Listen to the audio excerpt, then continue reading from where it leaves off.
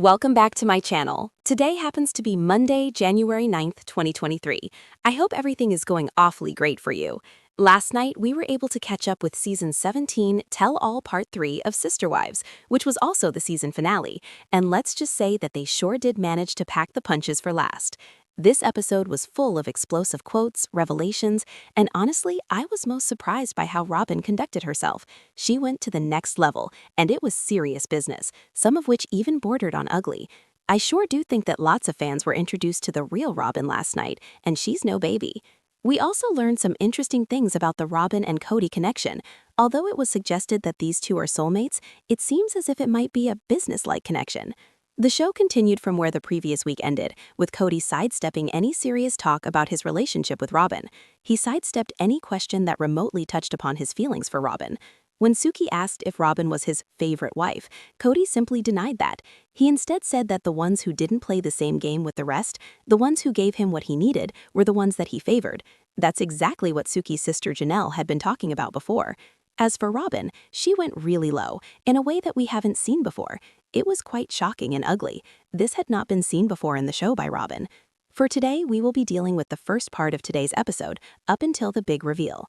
In this particular video, we're only going into the part of the episode leading up to the commercial pause. What we're basically looking at is Robyn picking on the other women for their weight and also not showing Kody the love that was requested from her. In essence, it was a sort of Michelle Duggar moment, and this happened in an intense manner. Before we get started, could you help me out with a quick favor? Could you give this video a thumbs up, subscribe if you haven't done so, and turn notifications on so that way you can be alerted when new content posts? Thanks, and be sure to leave your thoughts in the comments below. Share this video amongst your friends.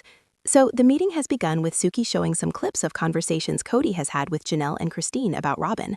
In those clips, Kody was pretty much expecting Janelle to be more like Robyn, and Christine has noticed that Kody likes Robyn best. The concept of favorite wife has come up right in the beginning. Kody laughed off the idea of having Robyn as a favorite. Rather, he stated it is to the woman who is able to provide for his needs and does not play games. That is, someone who makes his life easier. Kody said, "It's not so much about who's my favorite, it's more about finding favor.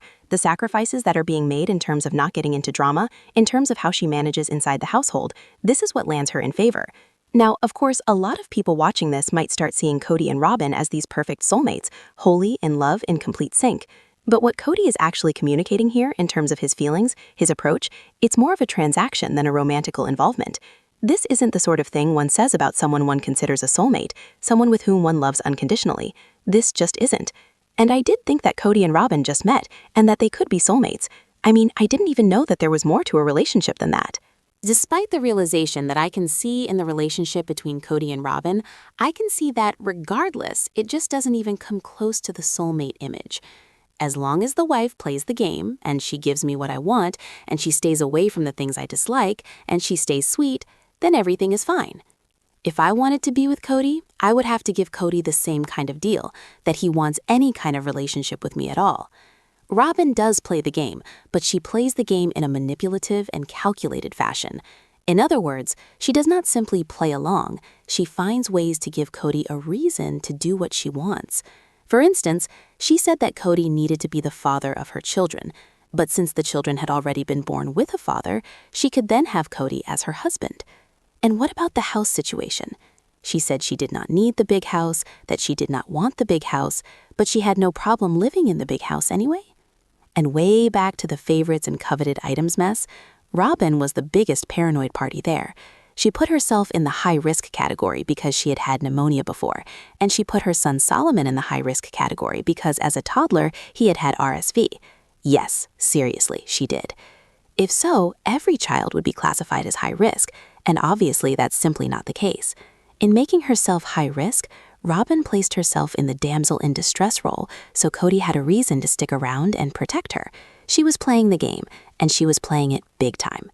In addition to that, Kody was expected to keep living their lifestyle of financing their luxurious lifestyle and pleasing the wife who was acting as a perfect accomplice. The other wives had been with him for over 40 years, a 20-plus year relationship with Janelle, and a 16-year-long one with Christine, and they just simply had no interest in these games of manipulation. Maybe they just didn't feel like playing. Well, honestly, Kody and Robyn's relationship is nothing about favorite people. It's all about people playing games to get what they want. Does that make any more sense? Of course it does. It is clear. The intrigue really begins after that. Christine brings with her an entirely different viewpoint. She's illustrating that for all these years, one thing that deserves praise, the one quality that should be admired, has been the level of loyalty that Janelle exhibited. And really, isn't it almost triggering just to see that same loyalty dismissed for Robyn instead? Christine is absolutely right. Janelle had always been loyal to Kody and had always had her back, particularly during the coveted items situation. She was the only one of the wives who fully supported the idea of living in the one house all along, and had always spoken well of Kody, never once speaking of him in a negative way, even when she was discussing him with Christine before they split. But it's not just Christine who is. He hadn't even received his jab, and this degree of paranoia seemed high considering what they normally stand for. A lot of this kind of behavior is actually linked to saving their jobs. The TLC had very strict filming guidelines, and Kody wanted to make sure the show, and therefore the income, continued. This brought a level of stress that could potentially be linked to the panic displayed. Other than that, Janelle had her own way of handling the situation. She had her own guidelines on how to live her life and still follow the rules laid down by the authorities. She followed everything that was instructed by the CDC so that everyone could be safe from the virus, and she didn't expose her children during the time of the outbreak of the pandemic. But she wouldn't expose her children during this time of pandemic for her own safety as much as for the safety of other people too. While Garrison and Gabe had jobs and couldn't stop going out due to the coronavirus, looking for housing within the economic recession that everyone was experiencing wasn't really possible for her either. There was so much that was unknown and up in the air, and it is a different experience viewing it all in retrospect, realizing that all the players were trying to figure out this new landscape. Of course, Janelle didn't want to make such tough decisions. This, of course, was a reaction due in part to her strained relationship with Kody. The more he drifted, the more she spent with the kids, and perhaps the more she saw things from their perspective.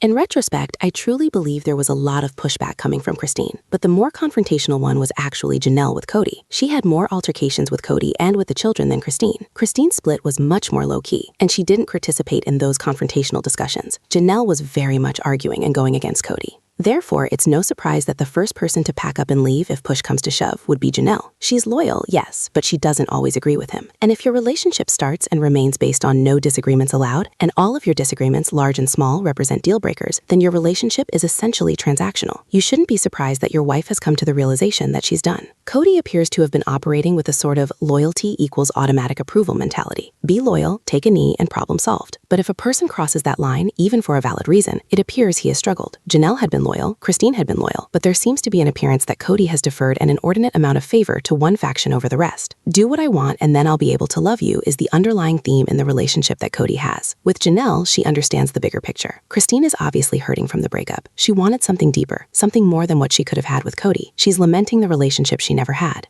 Janelle, on the other hand, is a realist. In Kody's case, it appears that love has an if-then condition. Do what I want and I'll love you. Love does not have to be that way, particularly in a relationship that represents the merging of two individuals into a new whole. If you do that, I'll love you can be a relationship dynamic that leans heavily into the realm of manipulations. Janelle just isn't going to play that game, and I think she's too independent. Robyn just seems to love that game, and Janelle will admit that Robyn and Kody do seem to have a more whole relationship. But that's probably at least in part because it's a newer relationship. He listens to her more because she isn't exhausted yet.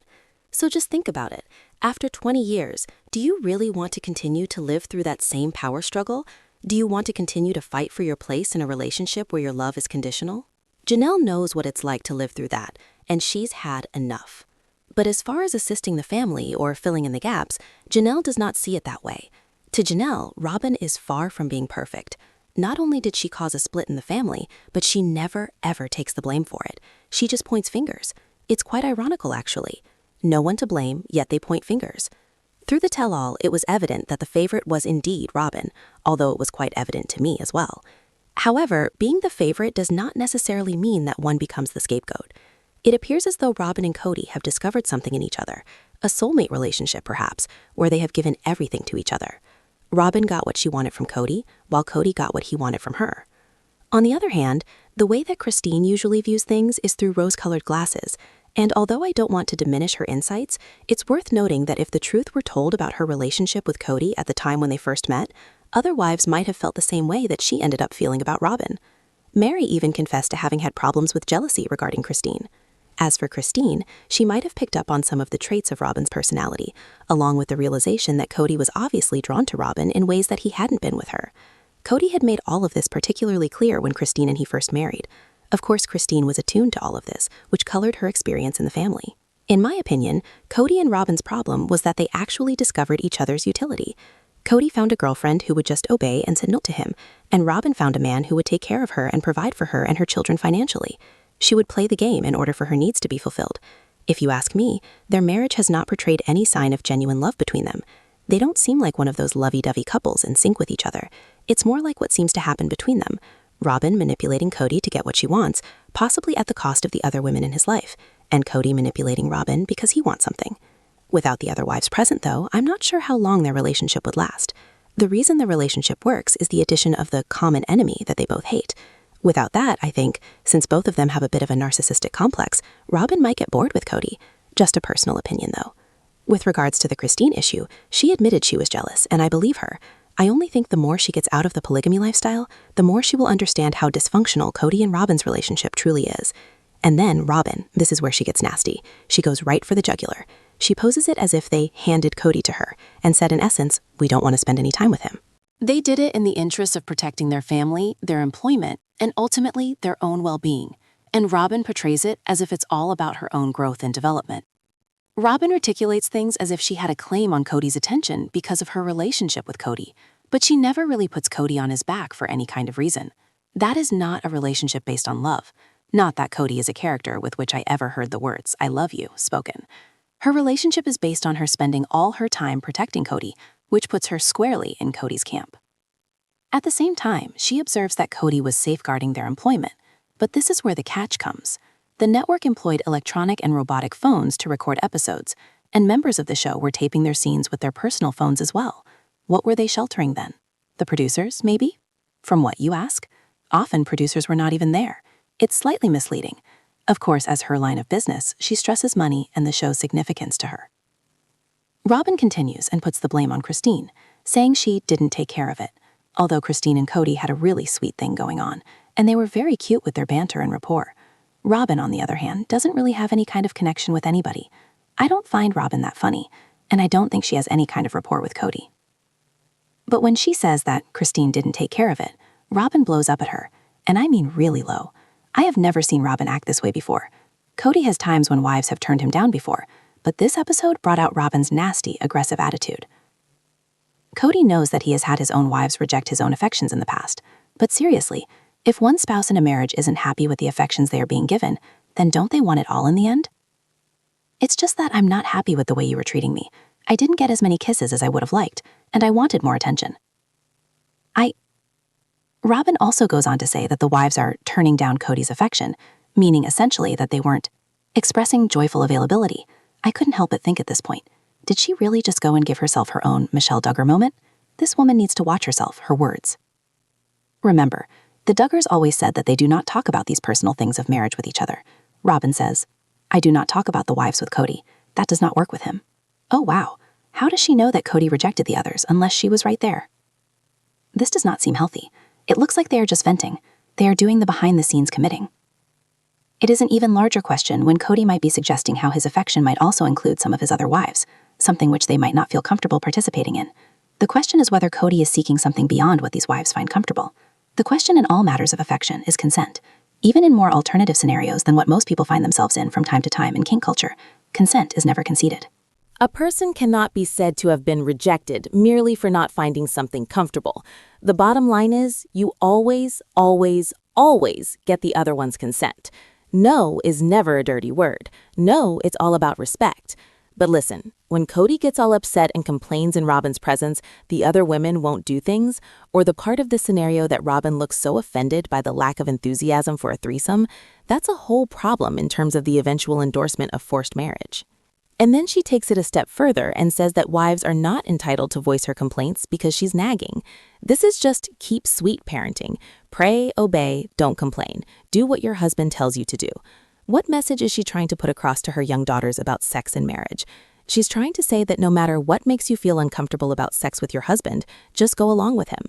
Let's be real. We all know that if the wives are doing things that they're not okay with simply for Kody's satisfaction, that is completely unacceptable. Overstepping one's moral boundaries to fulfill someone else's desires is abuse. I would like to know what Kody is demanding in all of this. From the talks I've had with the former polygamists, it's actually not so unusual for men in these families to want their wives to participate in threesomes. so at this point in my family, I would be shocked. When I entered into my family, I recognized the trend that even with the stretch marks, weight gain or loss, the fighting and the money struggles, Kody continues to have a romance with each wife like that. However, there is much that is occurring beneath the surface. Watching this, I kept thinking, each of those wives had something with Kody that I didn't. And to be honest, I just do not know how to sympathize with this, except to say I'm sorry. I mean, I understand feeling angry or frustrated with someone, but this is just scraping the bottom of the barrel. What good is the mention of a woman's weight or stretch marks, saying he loved them despite the fact that they had weight gain issues? Seriously? Are we supposed to be thankful that he loved them despite the way they've changed because of pregnancy, post-pregnancy, or age? Come on, these women gave birth to 8 or 9 babies, or at least 8 or 9 times, and along the way there were miscarriages. They provided sustenance for them, took care of them, and now Robyn puts it this way, like it's some sort of achievement that they were loved despite the way they changed.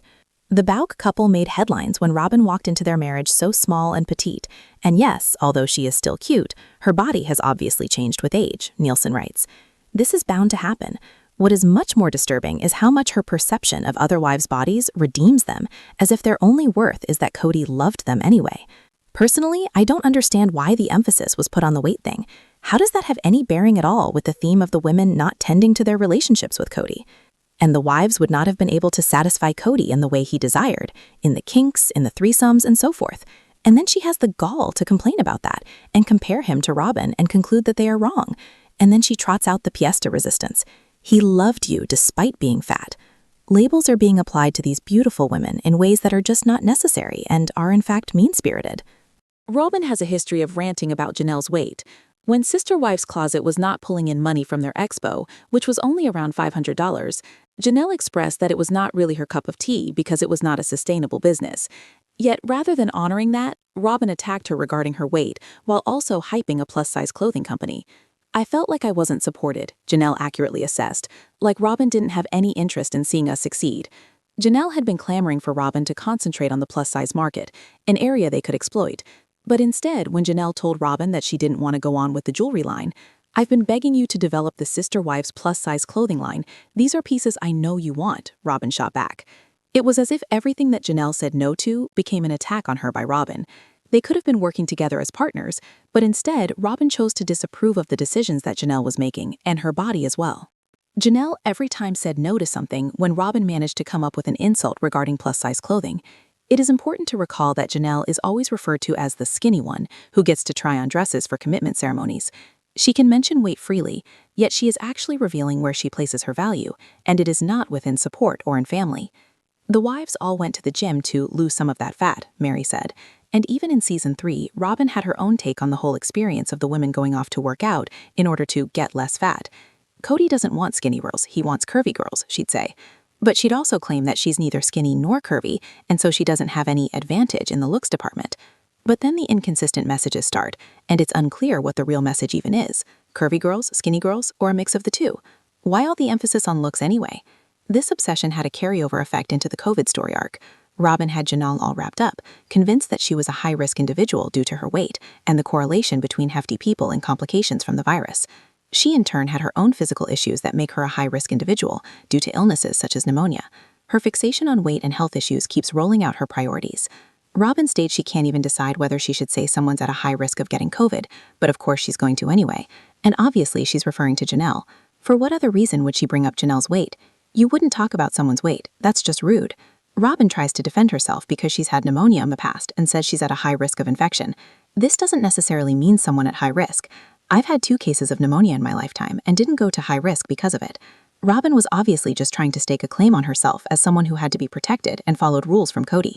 What actually transpired on that day was that it was an argument over a party that Janelle wanted, and Hunter believed that she was not respecting COVID. Robyn chose this time to make another backhanded comment about how Janelle was overweight. It would seem that irony was at play here, and that Janelle actually ended up not being as sick with COVID as Robyn was, yet she had to. But instead, she goes after one aspect of that being her weight, and that's just sick.